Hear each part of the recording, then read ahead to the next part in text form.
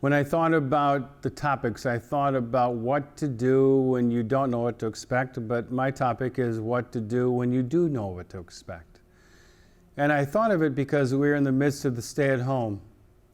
And I know that there was part of it when we began, 4, 5, 6 days in.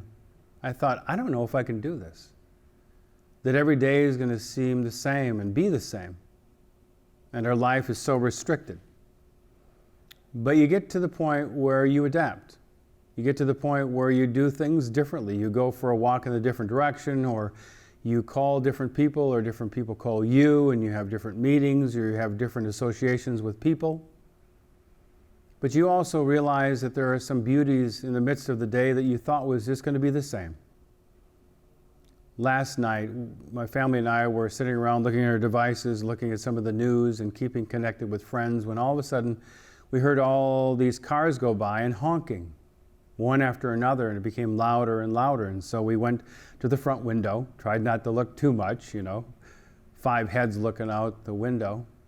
But we noticed that people were lining up with their cars, and they had kids hanging out of the windows and the moonroofs, and apparently our neighbor across the street, Allison, it's her birthday. And they were honking and they were waving, and there had to be 40 cars. Allison has a lot of friends, and they were just having a wonderful time, and it was a beautiful sight. And everyone kept their social distancing. No one gave her a hug, and if things would have been different, of course, they might have had a party. They might have rented a space or had a barbecue, but people did wonderful things for Allison, and it was a beautiful sight to behold. It was something that we didn't expect in this time that we think that everything is going to be the same. We're going to be locked up and we're going to be lonely, but it's amazing how adaptable we are. And so whether or not we expect it or we don't, there's a part of it that we simply lay our life in the hands of God and know that God will bring us through, but also we will have wonderful blessings that come to us, some that we make and some that come to us. So enjoy the beauty of the day. Embrace the things that are traditional and those things that give us comfort.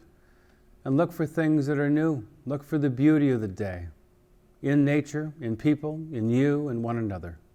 God bless and take care. Thank you so much for listening to this devotion.